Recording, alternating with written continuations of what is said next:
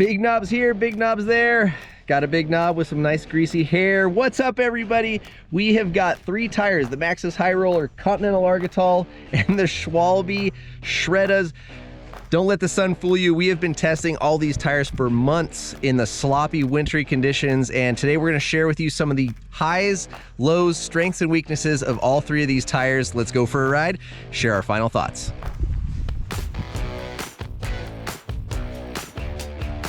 Look at that, I don't even need the berm. Oh, right there, like as a prime example. Oh. The traction is pretty solid. Oh man, getting on the shoulder knobs. So over the course of the winter, we have spent quite a bit of time on several sets of tires, on a couple different bikes and under a couple of different riders, really just experimenting, learning, and having fun with different tread patterns and seeing what a winter tire, right? For lack of a better word, we'll call this a winter tire group review, would yield in terms of on-trail results. Most of our time was spent testing around Bend, Oregon. So we did a lot of riding on wet, nice, beautiful sand. That's like desert loam, we'll call it. And then we also did quite a bit of riding in one of our really steep and rocky buttes that when it gets wet, has some nice, beautiful dirt beneath all the loose marbly rocks. We took a couple little field trips over to some of the more loamier, wetter stuff on the other side of the mountain, but primarily wet sand or drier, hard pack conditions, and then really steep, rocky, soft soil, like rock soil, were our main test beds.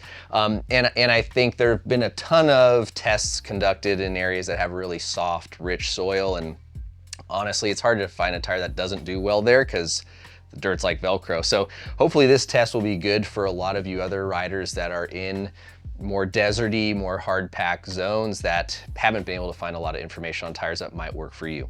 All right, so first up, this video review, as well as the website review, have not been paid for by any of these tire brands. These are just all tires that we wanted to test and ride. So yeah, we've got no skin in the game to pick one winner over another. You'll notice that a lot of the footage is on an RE Temp Peak. RE is one of our YouTube supporters, so we use their bikes. They've given us a few different bikes in a few categories to keep for the year so that we can do these sorts of fun tests and have like a constant test sled to do that on. So we did, you'll see some POV footage on some other bikes as we had multiple tire sets and wheel sets and did a lot of swapping back and forth, but primarily that Temp Peak was our test bed. So getting into the tires, we've got Continental Argotal, the Maxxis High Roller, and the Schwalbe Shreddas. Worth noting, the Schwalbe Shredda is a front-rear specific tire, whereas the others are matching front and rear. So we'll kind of fly over high-level stats on each of these tires.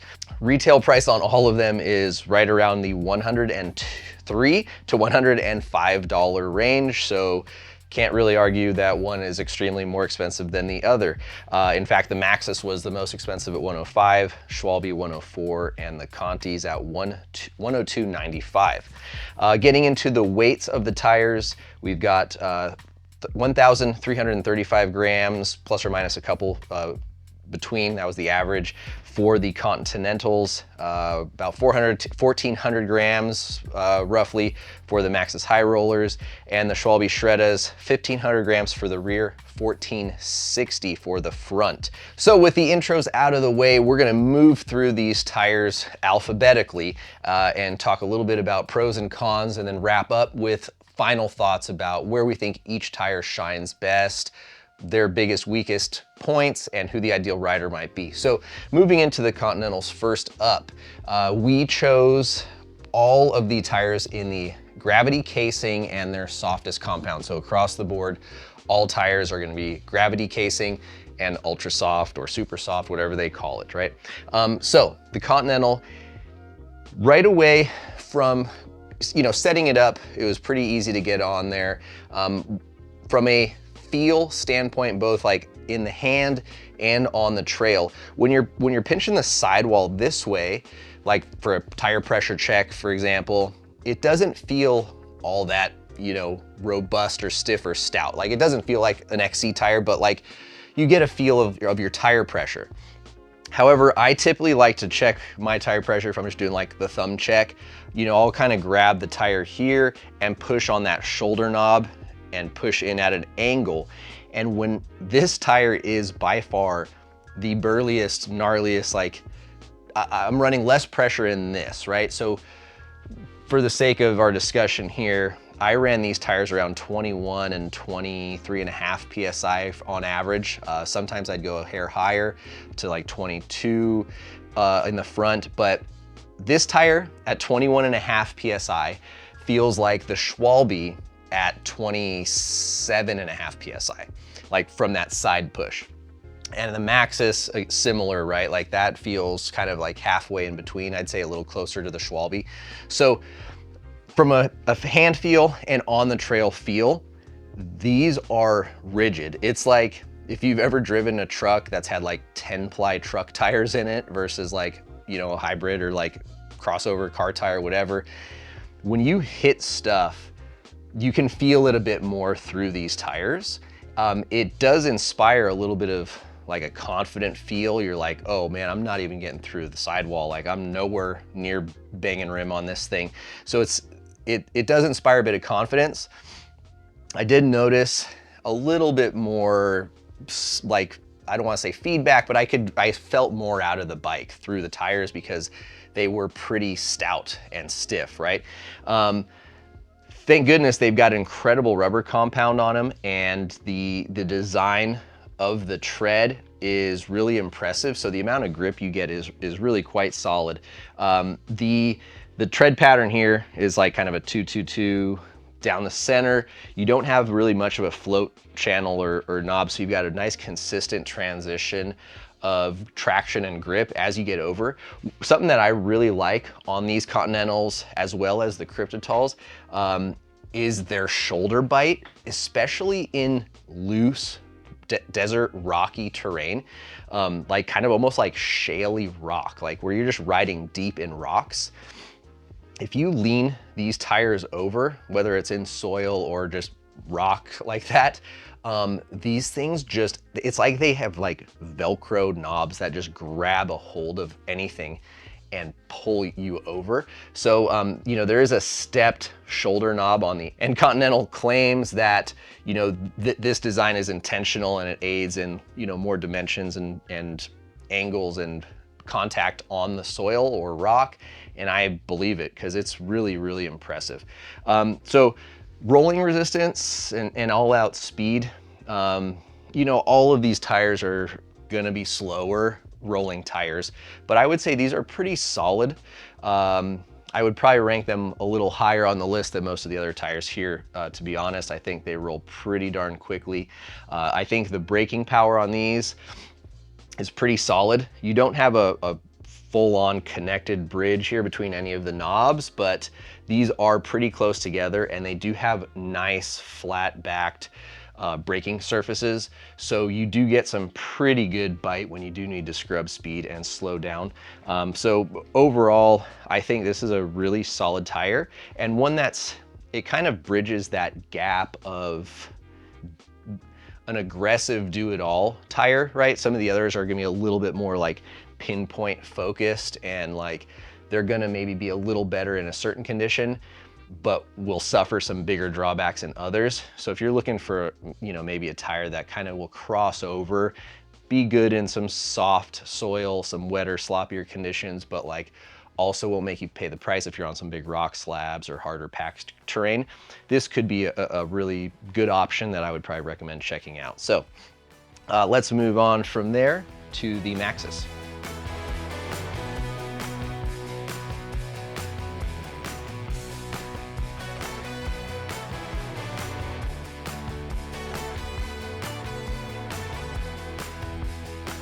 Okay, next up is the Maxxis High Roller 3. We'll just call it the High Roller. This is a mid-spike-ish sort of a tire. I wouldn't necessarily say we're comparing apples to apples across the board, but I think this is a tire that's worth considering for riders who are maybe looking for kind of a good in-between tire. Maybe they don't want to go quite as extreme as a Shredda, and they just want something that'll do well in a variety of terrain conditions.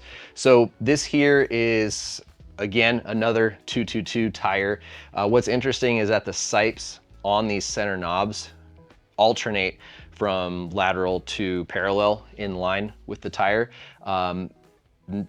I will say that this tire has the worst braking performance, specifically on hard pack and dry conditions where maybe these knobs are not penetrating quite as deep. Again, part of that's because this center row of knobs is shorter than most of these other tires. However, the space between these center knobs is quite a bit larger, so you just don't have that kind of flat, paddle braking surface that the other tires have. Moving into the rest of the tire as it is, the cornering performance, I would say, is really impressive. There is a little bit of a transition channel here, nowhere near like the Minion DHF, but it does have a very slight zone. I never really noticed a very squirmish or vague or uncertain feeling in that zone. I thought that, and it could be because typically where we were riding these and in the conditions we were riding them, it was mostly a little bit softer. I did get out onto some of, again, like our steeper, looser hard pack stuff, and any of the drifty, loose, squirmish feeling I was getting was coming from the back tire when I was trying to brake and slow down. So as you can see, lots and lots of loose rock. So you come off of this drop, which is, I don't know, 5-ish feet or so. It's not massive, but this is a really steep slope, and it's just loose, marbly little rocks over hard pack. You come off of this and you're just accelerating like a rocket, and down there is just a tiny little catch rut that's about this tall, and it keeps you from going off the side of that hill. When I landed this section with the high rollers, I noticed that like I got about there and I was like, oh no, I'm not slowing down. And it was kind of just like a hold on and pray and get in there. Again, it's not to say that the high roller is a bad tire, just that it has its specific applications, and maybe as a rear tire isn't ideal for those who are riding really steep, loose over hard areas, or hard pack even, that need a lot of rear tire brake control.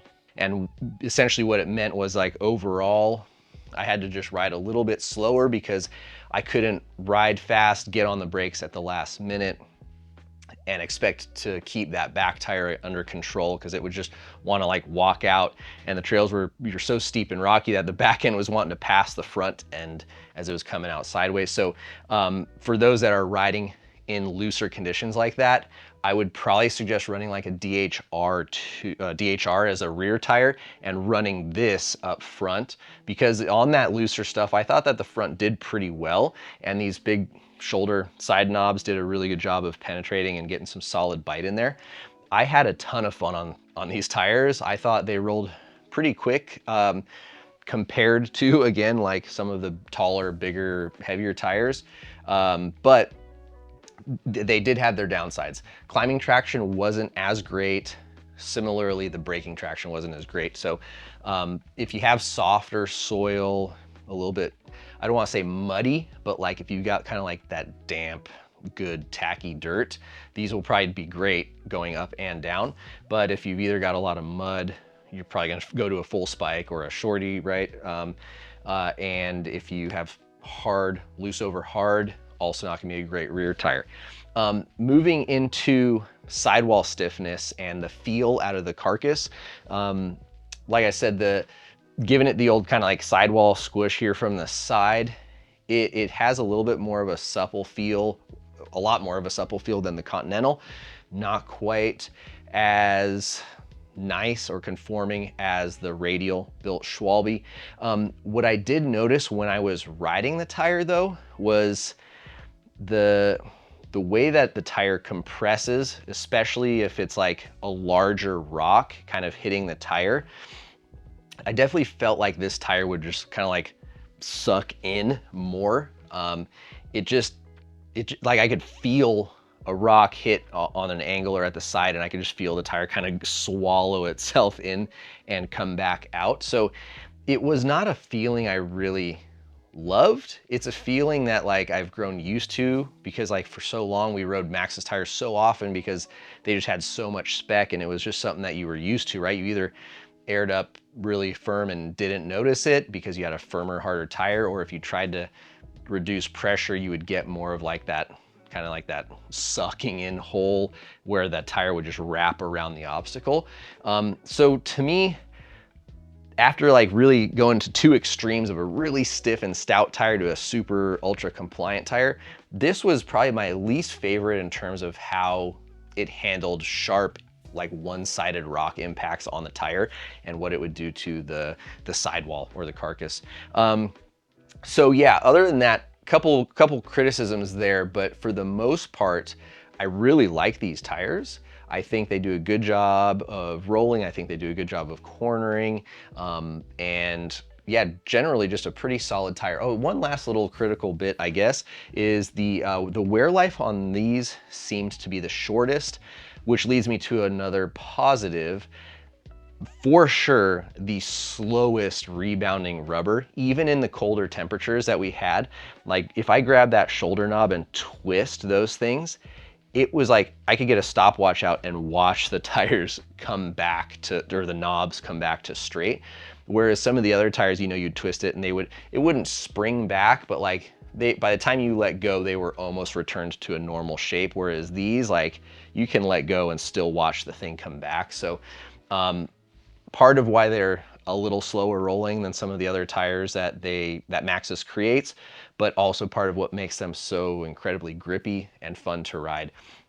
I was definitely able to like carve the bike in, get some really nice inside lines, and just generally have a lot of fun. So yeah, a solid all around tire right there. Just has a few more limitations and terrain specific requirements, I would say.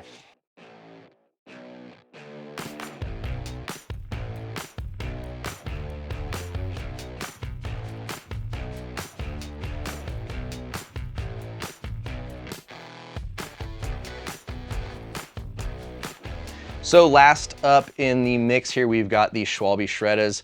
I have two tires here because again, they are front and rear specific. So first up, we'll talk about the front tire, get that out of the way here.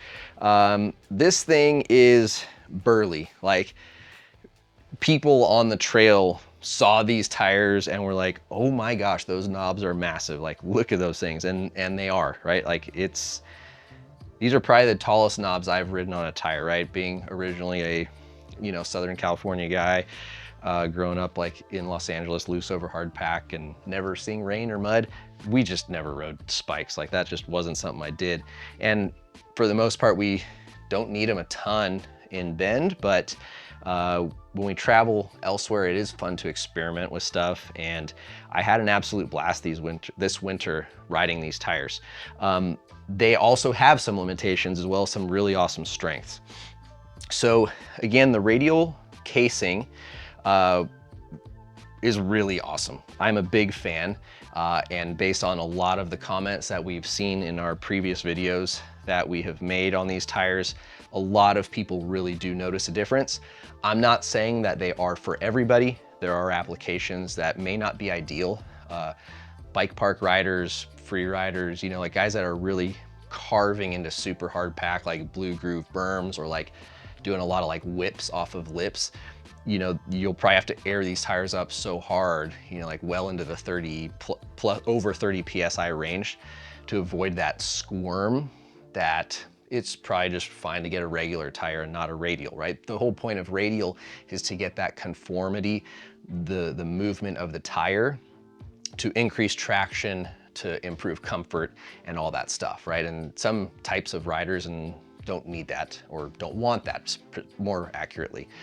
So that said, really, really awesome from a comfort, traction, and control standpoint. These tires I ran at a higher pressure. I ran up to, I think, 30 PSI in the rear and 27 in the front. And I also aired them down all the way to like 23.5, I think was the lowest up front, and like 25.5 in the rear. And I noticed some improvements, but I also noticed some drawbacks once I got down into those lower pressures, depending on where I was riding and how soft the soil was and how many berms there were, etc. These tires have a pretty unique tread pattern. It's like there's a bridge, like a unifying bridge here between every other knob. So it's a alternating 2-2-2 pattern, and they are siped across the lugs here. The shoulders have a pretty nice siping around them. The shoulder support here and the overall knob support, I would say just because of the knob height, does make them a little less desirable if you were to get on really hard pack or rock slabs, I would say would be another one, especially if those rock slabs are a little bit wet, just because you're riding up on top of these knobs. They're quite tall. And like I said, that would be a downside of this tire. All tires have pros and cons, like every other part on a bike. So if you're looking for like that kind of one tire you can take everywhere and do it all with, I wouldn't say the Shredda is that tire. This is a bit more purpose and specific built for that application.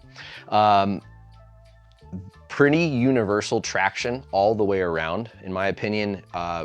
Leaning it over aggressively onto the shoulder in those softer conditions was absolutely mental. I know that Dario over at Pink Bike now, who used to test some stuff for us back in the day, said these things were a cheat code. And that was honestly one of the big reasons I really wanted to try these tires out. Hadn't really ridden them. We've been spending a lot of time on Marys and plenty of other tires, but after hearing him rave about these things, I was like, okay, I gotta try these out. And he was right. These things are absolutely awesome. The lines that I was able to get myself over and into were incredible, right? And like backtracking to that Aaron Gwynn race clinic that I did last November with Dakota Norton, and like hearing them talking about breaking points, setting up early and like focusing on exiting speed. And by making, instead of having like 4 turns, how can you make it 1 turn, right? And that requires a lot of like straight shotting, inside lining stuff, and finding that perfect radius. I was able to do all of those things and execute them with this tire because, man, I could brake hard, I could brake late and strong, and then I could just carve off the inside of a trail, right? Even if like there was just like this inner edge that kind of has like that little like shelf where like the erosion into the main line goes, I was able to just cut through the apex of the corner. Even if the apex of the corner was angled from erosion, I could just saw that thing off with these tires and be completely unbothered.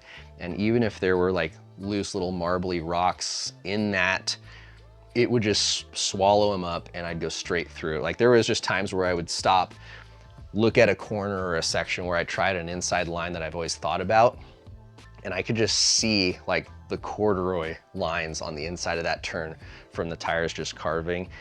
And it made me feel like a hero, bottom line. Moving into the rear tire here, this has a different tread pattern. It is, purpose designed to be a rear. So the ridges across that back tire are going to be a lot better for kind of acting like a paddle, right? For both climbing. It's gonna dig in and give you a scooped edge. And similarly, when you're wanting to brake hard, you're gonna have like that hard flat line on the back edges of those knobs. And especially at like one spot in particular that we ride, like I was telling you, that real steep, loose, rocky bit of trail, I had more braking power and control with these tires than any other tires. And I think part of that was the conformity, just the amount of tire that would spread out and hit the ground, but also the way these knobs would penetrate, go through the rock and grab onto that dirt and that braking edge. To me, these were the best braking tires, and in the right conditions, the best cornering tires. Also, I would say they're the longest lasting tire, whereas the Maxxis wore out, I would say, the quickest. These things have been on and they look the newest. The Continentals also, I would say, are pretty close, but these things, they they really have been holding up quite well. And we've put a few sets of these on a few friends' bikes, and they've all come back with the same feedback of, oh my gosh, this is like a straight up cheating in the winter. So that is the rear tire. No real complaints there, other than the tires won't do very well when you get them into conditions or terrain that they're not designed for. I would say more so than the other two tires, right? Like, with the exception of the braking power of the High Roller, that is probably like, that's definitely something I would say is an issue for me. Like, there were spots where I would try to be in control or slow down, and I would just end up having to straight up like lock the rear tire out and just be skidding through little bits of trail where I could normally be just on the brakes and trying to get around. But yeah, other than that, you know, there was only a couple spots where I had some like scary moments on the Shreddas, and that would be like on top of wet rock. That was longer sections of rock where I was just on top of those knobs, and they weren't doing what they were supposed to be doing, which is digging into the earth. So yeah, so for that reason, I would say Continentals are pretty solid in between, right? Like, if I would say like this is the most intermediate or beginner, I don't want to call it beginner, but like the least winter spike specific kind of a tire, and this is like the most extreme. This is kind of like the Goldilocks porridge tire right in the middle. I would say the Shreddas are absolutely the most impressive tire when you get them where they're supposed to be, but they also can have, you know, those hangups and drawbacks. High Roller also very great, but you know, I think there's better tires, in my opinion, that worked for this particular condition. They do really, really well, but compared to these two tires, these excel in certain spots and have less negative or drawback kind of feel out of them. Still a solid tire, and one that we like to ride a lot, especially I would say more as a front, and a DHR in the DHR in the rear would be a little better combo. So folks, there you have it. You head over to the loamwolf.com if you want more information. We didn't touch on, you know, TPI and all the other little details inside the tires, because we figure most of you can probably read and go to the website and get that info. We focused more on how the bikes ride and hopefully giving you guys some insight as to the type of terrain conditions and trails that each of these tires excel on. Now, before we go, we would just like to tell you about our new members platform. If you would like to review tires as well as a ton of other products for us, we are growing a really awesome and amazing members community, and we are doing a ton of giveaways and mailing stuff out, I would say almost weekly, to folks in that members platform. We're sharing behind the scenes looks, unveiling new to be released products, and getting them those products ahead of launch so they can start testing them for our new readers review column that's on the site. So if you'd like to support independent media, help us do more cool videos, and get a chance to win some awesome stuff and access to a bunch of bike industry discount codes, check the link down below, or we'll put the little tab here, and consider joining our members platform. We'd be greatly appreciative of your support. Thank you guys for watching, and we hope to see you out on the trails. I swear it was winter 2 days ago. There was snow on this mountain, and today it's 62 degrees and blowing wind.